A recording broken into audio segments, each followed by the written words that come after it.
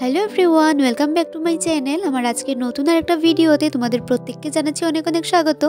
আশা করি তোমরা যে যেখান থেকে আমার ভিডিও দেখছো তোমরা প্রত্যেকে খুব ভালো আছো, আর আমরাও না বেশ ভালোই আছি। তো আজকের ভিডিওতে আমি কয়েকটা বেবি ফুড রেসিপি তোমাদের সাথে শেয়ার করব। বিশেষ করে আর কি যারা নতুন করে মা হয়েছো, যাদের ঘরে ছোটো বাচ্চা রয়েছে আর কি 6 মান্থের উপরের বাচ্চা, তাদেরকে নতুন করে সলিড ফুড খাওয়ানো শুরু হয়েছে, তাদের জন্য হয়তো বা হেল্পফুল হতেও পারে, তাই আর কি ভিডিওটা শেয়ার করলাম। তো এখানে না আমি কয়েকটাই রেসিপি শেয়ার করব। তো তার মধ্যে যেটা ফার্স্ট, তার জন্য দেখো নিয়েছি হলো অল্প চিড়ে। তো চিড়েটাকে না ভালো করে 2-3 বার মতো ধুয়ে নিয়েছি, ধুয়ে অল্প সময়ের জন্য ভিজিয়ে রেখেছি। আর চিড়ের সাথে হলো একটা খেজুরও ভিজিয়ে রেখেছি। প্রায় 10 মিনিট মতো চিড়েটা ভিজিয়ে রাখার পর এদিকে দেখো একটা প্যানের মধ্যে না অল্প জল নিয়েছি। জলটা ফুটে যাওয়ার পর যে চিড়ে, খেজুর আর তার সাথে হাফ টুকরো গাজরকে এভাবে গ্রেট করে দিয়ে দিয়েছি। তো এটা না রান্না হতে কিন্তু খুব বেশিক্ষণ লাগবে না, যেহেতু গাজরটাও গ্রেট করা রয়েছে আর তার মধ্যে চিড়েটা তো অলরেডি ভেজানো, মানে তাই না খুব বেশিক্ষণ কিন্তু লাগবে না সিদ্ধ হওয়ার জন্য। আর এবার হলো এর মধ্যে এড করব 1 চামচ ড্রাই ফ্রুটস পাউডার, মানে কাজু আর কিশমিশ, এগুলো আর কি একটা পাউডার করে রেখেছিলাম। তো এই রেসিপিটা না সকালবেলা কিন্তু বাচ্চাদেরকে ব্রেকফাস্ট হিসেবে দিতেই পারো। তো আমি আর কি মাঝে মধ্যে দিতে থাকি। আসলে কি হয় বলো তো, বাচ্চাদেরকে না খাওয়া নিয়ে মানে একটা ভীষণ টেনশনে থাকি যে কখন কি খাওয়াবো, আইডিয়া পাওয়া যায় না। তো যদি ভালো লাগে তাহলে অবশ্যই দিতে পারো। আর এই যে সেকেন্ড যেটা শেয়ার করব, এটা হলো ডালিয়ার খিচুড়ি, যেটা আর কি লাঞ্চের জন্য বাচ্চাদেরকে মানে দিতেই পারো।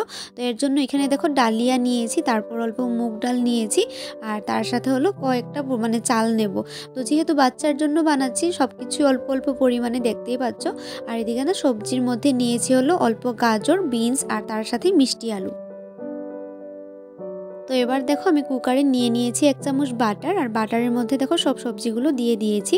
আর এবার সব সবজির সাথে চাল, ডাল আর ডালিয়াটাকে যে ধুয়ে রেখেছিলাম সেটাকেও দিয়ে কিন্তু অল্প ভেজে নেব। প্রায় ধরো 2-3 মিনিট মতো ভাজবো, খুব বেশিক্ষণ ভাজারও দরকার নেই।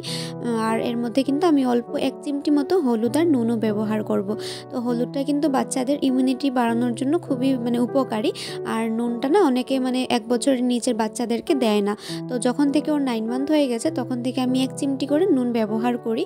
কারণ কি ডক্টর বলে কি সব কিছুই কিন্তু আমাদের শরীরে প্রয়োজন, তাই একদমই সামান্য পরিমাণে দেওয়া যেতেই পারে, কোনো তাতে সমস্যা নেই। আর এই যে দেখো লাঞ্চ কিন্তু বাচ্চাদের জন্য একদমই রেডি। তো ভালো লাগলে এটা লাঞ্চ হিসেবে মানে খাওয়াতে পারো বাচ্চাকে। আর এই যে নাম্বার 3 যেটা দেখাবো মানে শেয়ার করব, সেটা হলো মুড়ি।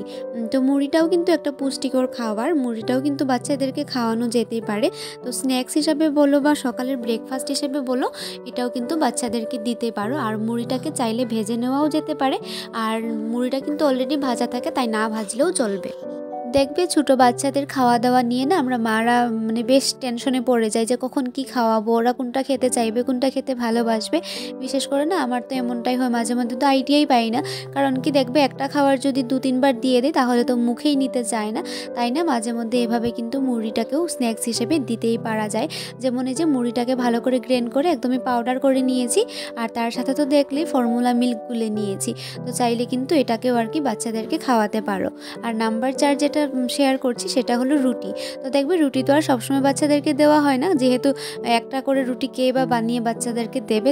তো তার মধ্যে যদি কেউ দিতে চাও তাহলে তো অবশ্যই দিতে পারো, আর না হলে ঘরে মাঝে মধ্যে রুটি করে থাকলে কিন্তু রুটি দিতে পারো। যেহেতু আটার রুটি মানে আটার তৈরি রুটি না বাচ্চাদের জন্য বেশ হেলদি একটা খাবার। তো এদিকে দেখো রুটিটাকে ছোটো ছোটো করে টুকরো করে এটাকে কিন্তু গ্রেন্ড করে নিয়েছি।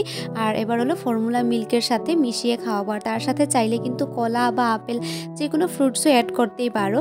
আর আমি না এই ভিডিওটা শেয়ার করার উদ্দেশ্য হলো এটাই, মাঝে না একজন দিদি আর কি আমাকে কমেন্টে জিজ্ঞাসা করেছিল যে কিভাবে কি দেই। তো আমিও না মানে কখন কি দেব বুঝে পাই না গো, তো যখন আর কি যেটা মানে খেয়াল আসে সেটাই দেই।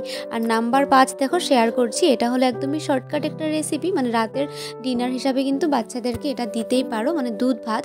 তো ভাতটাকে আমি দেখো একদম পেস্ট করে নিয়েছি, আর তার সাথে ফর্মুলা মিল্ক, তো এই মিল্কের সাথে মিশিয়ে ভাতটাকে কিন্তু মানে ডিনার হিসাবে বাচ্চাকে খাওয়াবো। তো যদি কিছু ভালো লাগে তাহলে অবশ্যই লাইক কমেন্ট করো, কেউ নতুন করে দেখলে প্লিজ আমার চ্যানেলটাকে সাবস্ক্রাইব করে দিয়ে যেও। টাটা।